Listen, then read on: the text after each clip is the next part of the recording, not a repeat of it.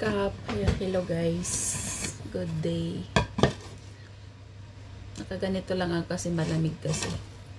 Mayan ako mag-jeans ang damit. So, ikwento ko lang sa inyo yung nangyari sa akin kahapon. Yung tawag nito, yung kwento ko lang yung about yung nangyari nga sa akin nung mga ilang araw na nung tinanggal nag-check up ko sa sa OB ko.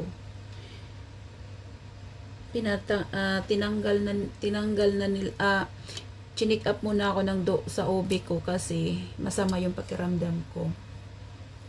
So ang nangyari pala, kaya pala hindi nag-stop yung dugo ko kasi siya yung IUD ko napunta na sa ibang place. Tapos siya yung kaya ako laging dinudugo. So kailangan na siya tanggalin kasi wala na doon sa tamang sa tamang place niya. Malayo na siya sa place niya. Tapos after noon tinanggal, tapos hindi pinabili muna ako ng IUD sa pharmacy para malagyan nga ako uli. Mga ilang araw wala akong gamit. So kahapon nilagyan na ako ng IUD. Tapos masakit pala yung paglagay niyan. 3 beses na ako niyan nalagyan eh. Pero bakit kahapon sobrang sakit? Grabe. Yung nanginginig yung laman ko. Tapos yung sabi ng OB ko, tapos na, sabi niya. So hindi ako kaagad nakatayo. Nanginginig ako sa sobrang sakit na grabe, ang sakit talaga. Tapos nagpatulong ako sa tatay ng anak ko, yung partner ko, na itayo niya ako. Kasi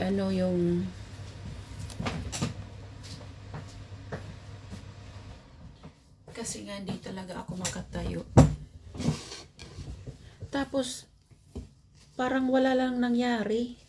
Hindi niya ako tinulungan, para siyang puno ng kahoy na nandoon lang siya sa nakatayo, malayo. Tapos sabi ko, nag-sign na ako sa kanya ng kamay. Natulungan talaga niya ako magtayo ba. Tinanong ko siya sa bahay kung bakit hindi niya ako tinulungan. Sabi niya, kasi natatakot din ako eh. Natatakot din ako nalapitan ka. Kasi andoon naman din yung doktor, sabi niya. Naninervyos daw ako, sabi niya. Sabi ko, bakit ka nininervyos na magpapatulong nga ako sa'yo na hawakan mo ako para ako makatayo ba? Makasuot ako ng underwear, sabi ko. Kasi nga, di talaga ako makatayo kaagad. Tapos buti na lang yung OB ko, tinulungan niya ako na itayo. Tapos after noon, kasi nasasaktan nga ako sobra, sabi ng OB ko, hanapan daw ako muna ng yung bakante na na kwarto, para daw muna ako makapagpahinga ng ilang minuto, makatulog. Tapos nahanapan niya ako ng kwarto, hanapan na ako ng OB ko ng kwarto. Ayun, pinatulog muna ako ng ilang minuto. Tapos sabi ko sa partner ko na uwi na tayo para doon na lang ako matulog sa bahay. So, hindi ako kaagad nakatulog kasi sobra talagang sakit. Grabe. Ang sakit niya, grabe. Uminom ako ng paracetamol. Hindi man din tumalab. Grabe ang sakit.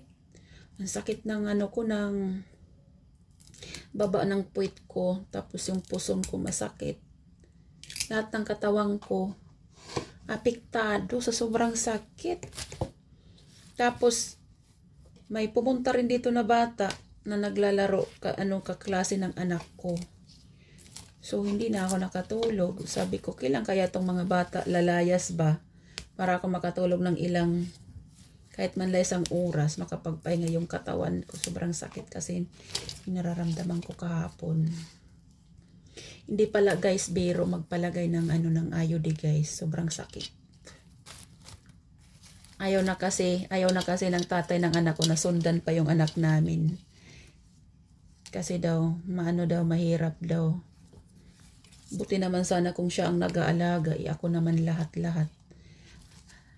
Ano lang siya nung maliit pa yung anak ko.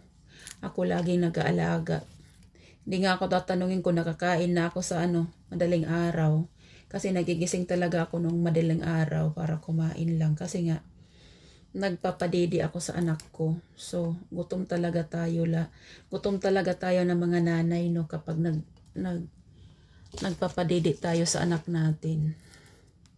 Tapos, siya patuloy yung nagsabi na, matrabaho daw kapag may anak na maliit, sabi niya sa akin. Kaya yun na, pangatlong beses na to nagpalagay ako ng IUD, pero kahapon talaga sobrang sakit yung naramdaman ko. Grabe, hindi ko talaga ma-explain yung sakit pa. Grabe talaga. Madali lang naman ilagay yung IUD. Wala nga mga 5 minutes lang ata yun. Madali lang siya mailagay kasi nga may mens din ako. So madali lang.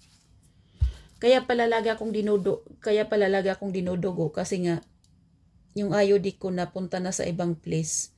So hindi everyday talaga kung may mens. Hindi na siya nag-i-stop. Yun. Tapos namili ako sa IUD kung anong gusto ko.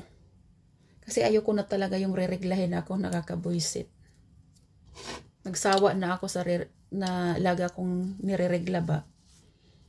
Everyday pa naman, walang hindi siya nag-i-stop, hindi siya normal. Kaya, nagpa-check na ako sa madali ang OB. Kasi yung nagpa-appointment ako sa house OB ko, pinapantay pa ako hanggang November 3. So, 2 months pa akong mag-aantay guys. Sobrang hirap na ako. Buti na lang yung partner ko, meron siyang yung pinsan niya may anak na nurse.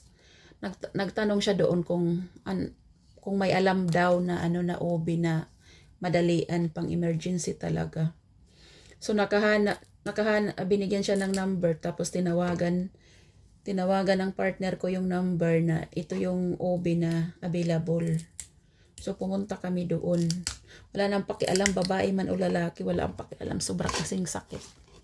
Okay lang yan yung OB na lalaki, at least hindi man yung Pilipino ba.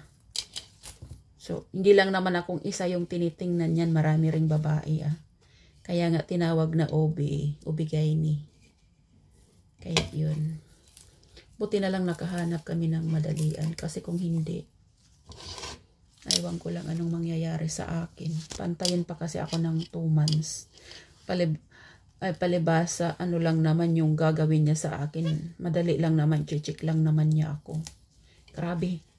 Nagalit yung yung house OB ko na, bakit daw kayo pumunta dito? May appointment daw kayo. Hindi niya alam na mayroon na kaming appointment November 3. Akala ata niya pupunta lang kami doon na sa maliit na clinic na ganun lang, pupunta lang kami doon na walang appointment. Mayroon naman, hindi lang siya nakikinig.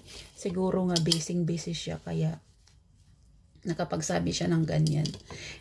Inanuhan pa naman kami ng malaking mata niya. Takot ako. Sabi ko sa partner ko, uwi na lang tayo. Wag na tayo magtanong kasi rin ako, kinakabahan din ako kasi nagsipaglakihan ba yung mata niya. So, umalis na kami. Tapos,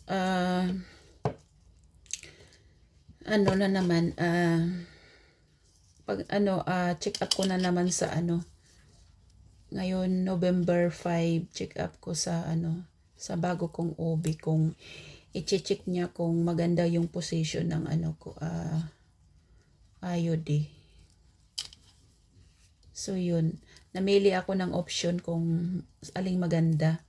Sabi ko yung IUD na hindi ako rereglahin. Ayan, napili ko yung hindi na ako rereglahin. Para din ako abala, 'di ba? Kasi pag ano, pag yung iodine na rereglahin ka pa, abalang-abala ka eh. Dala ka ng napkin, ganito, ganyan. Mas okay na yung napili ko na ano yung iodine, yung hindi ako rereglahin para hindi ako abala, diba? Tapos, yun lang guys, yung aking panibagong journey. Salamat guys.